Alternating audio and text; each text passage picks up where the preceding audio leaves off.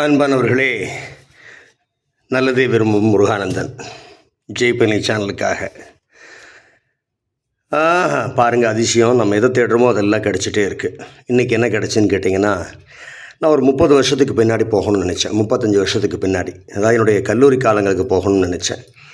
கல்லூரி காலம்னு நினச்சனையுமே எனக்கு முதல்ல ஞாபகம் என்னுடைய புத்தகங்கள் தான். எந்த சப்ஜெக்ட் இருந்தாலும் சரி, முதல்ல புத்தகம் வாங்குறவன் கல்லூரி காலத்தில் நான் தான் இருப்பேன். நான் படிக்கல, அது 2ஆம் பட்சம். ஆனால் புத்தகம் என் வீட்டில் இருக்கணும். புத்தகம் இல்லைன்னா என்னால் அதை படிக்கவே படிப்புங்கிற ஒன்றே சாத்தியம் இல்லைன்னு இன்ன வரைக்கும் நான் அப்படி தான் நினச்சிட்ருக்கேன், இன்ன வரைக்குமே. அதனால் எதுவாக இருந்தாலும் சரி, புத்தகத்தை வாங்கி படிக்கிறது அப்படிங்கிறது தான் என்னுடைய பழக்கமாக வச்சுருக்கேன்.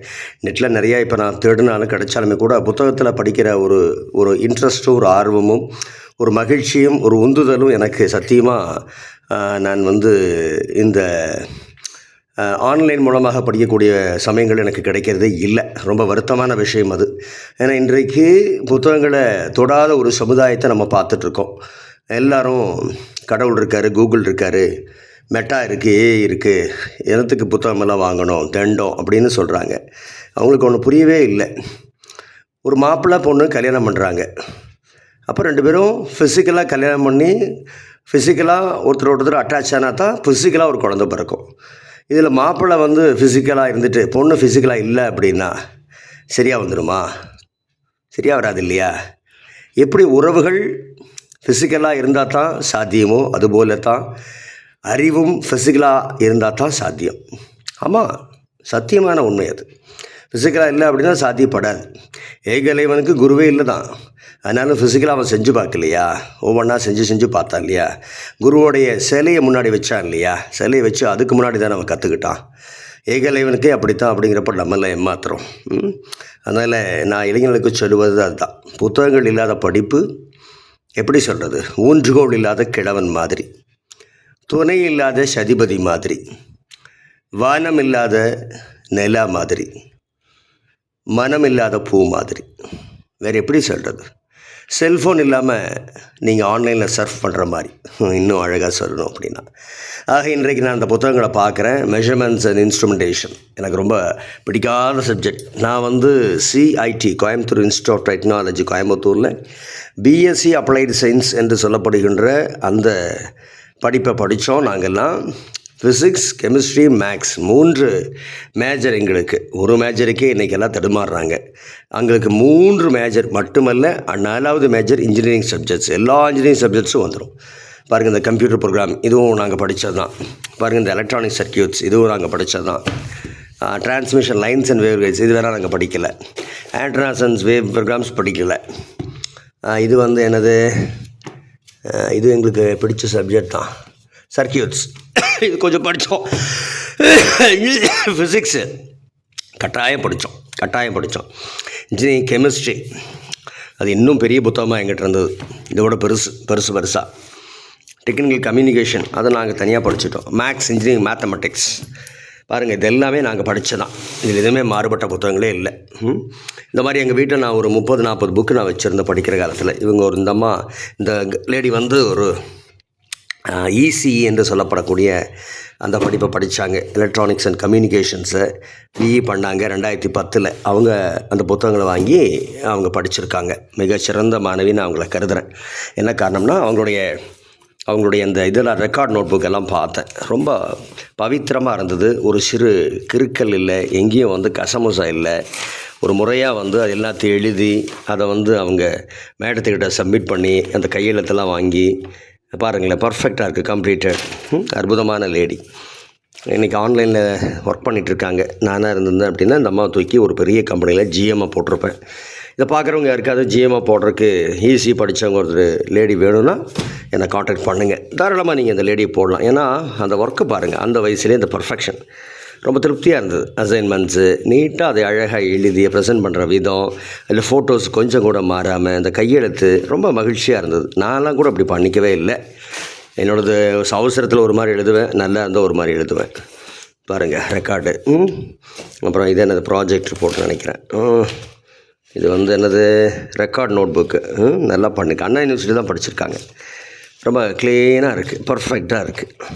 சாட்டிஸ்ஃபேக்ஷனாக இருக்குது. அது போக நிறைய கைட்ஸ் எல்லாம் பாருங்கள் எடுத்திருக்காங்க, எவ்வளோ கைட்ஸ் எடுத்து வச்சு படிச்சிருக்காங்க.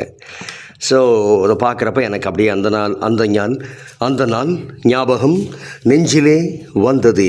நண்பனே நண்பனே நண்பனே, இந்த நாள் அன்று போல் இன்பமா இல்லையே, அது ஏன் நண்பனே. அப்படியே சிவாஜி, மேஜர் சுந்தரராஜன் ஞாபகத்துக்கு வர்றாங்க. உண்மைதான். ஏன்னா அன்னைக்கு நாங்கள் எதையும் அனுபவித்து செஞ்சோம், எதையும் ஃபிசிக்கலாக இயற்பியல், அதாவது இயற்கை சார்ந்து நாங்கள் அதை அனுபவித்தோம். வாழ்க்கை சுகமாக இருந்தது. இன்றைக்கு எல்லாமே நீங்கள் கற்பனைகள்லேயே கொண்டு போய்ட்றீங்க. கற்பனைகள்லேயே எல்லாத்தையும் கொண்டு போகிறனால வாழ்க்கையும் கற்பனையாக போகுது.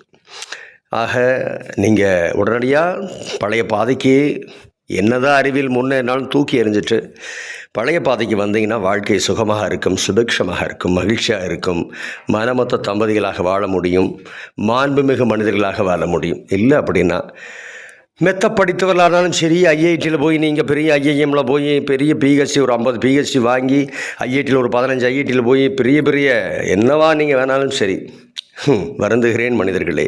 ஏன்னா மனிதனுக்கான அடிப்படை தகுதியே உங்கள்கிட்ட இல்லை. நீங்கள் கல்வியை கற்றுக்கிறீங்களே, அளவு அறிவை எடுத்துக்கலையே. கல்விங்கிறது ஒரு கருவிங்கிறதே உங்களுக்கு புரியவே இல்லையே. அதெல்லாம் வருத்தமாக இருக்குது.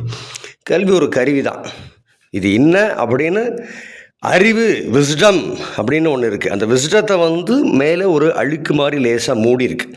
அந்த அழுக்கை சோப்பு போட்டு துவைக்கிற வேலை தான் இந்த கல்வி. கல்விங்கிறது ஒரு சோப்பு. நம்ம என்ன பண்ணுறோம், சோப்பு கட்டியில் ஒரு 15 கட்டியை வெவ்வேறு வண்ணங்களில் வாங்கி வச்சுக்கிட்டு நம்ம மிகப்பெரிய அறிஞன், கல்விமான் அப்படின்னு சொல்லிக்கிறோம். வெக்ககரமானது, துக்ககரமானது, அசிங்கமானது, அருவருக்கத்தக்கது. கல்விக்கும் அறிவுக்கும் சம்பந்தமே இல்லை. முதல்ல புரிஞ்சுக்கணும். அறிவு மேலே இருக்கக்கூடிய அந்த அறியாமைங்கிற அந்த போர்த்தியை கல்வி ஒன்றுமே போதுமா அப்படின்னா, கல்வி மட்டும்தான் சரி பண்ணுமானா கிடையவே கிடையாது. அனுபவமும் சரி செய்யும். இன்னும் சொல்லப்போனால் கல்விங்கிற சோப்பை விட அனுபவங்கிற சோப்பு ரொம்ப ஸ்ட்ராங்கான சோப்பு, ரொம்ப பவர்ஃபுல்லான சோப்பு. ஆக அதில் வச்சு நம்ம தொலைக்கணும் அப்படின்னா அதில் அந்த ஞானம் இன்னும் பிரகாசமாக அப்படி ஜொலிக்கும். அதனால் பெரிய படிப்பு படித்த மேதாவிகள் தயவு செய்து உங்கள் படிப்பெல்லாம் ஒன்றுக்கு மகாத குப்பை காகிதங்கள் அப்படிங்கிறத நீங்கள் மனசில் தயவு செய்து போட்டுக்குங்க, ஆழமாக போட்டுக்குங்க. அப்போ இந்த பிஹெச்டிலாம் என்னத்துக்கு, கவர்மெண்ட்டில் என்னத்துக்கு இதை கேட்குறான், வேலைக்கு என்னத்துக்கு இதை கேட்குறான்னா, கவர்மெண்ட்டில் வேலைக்கு கேட்குறான்னா அது ஒரு பேசிக் குவாலிஃபிகேஷனாக வச்சுருக்கேன், இவ்வளோ படிச்சிருந்தா பரவாயில்லன்னு சொல்லிட்டு. ஆனால் இன்றைக்கி என்னாச்சு, ஆசிரியர்களாகட்டும் பேராசிரியராகட்டும் நம்ம போய் ஒவ்வொரு பள்ளிக்கூடங்களையும் கல்லூரிலையும் பார்க்குறோம். எவர் ஒருவர் ஆத்மார்த்தமாக அங்கே சொல்லித் தருகிறார்கள், இல்லை சொல்லித்தருமாறு செய்யப்படுகிறார்கள். 2 விதமும் தப்பு நடக்குது. ஆசிரியர்களிடத்தில் சொல்லித்தரக்கான வாய்ப்புகள் இல்லை.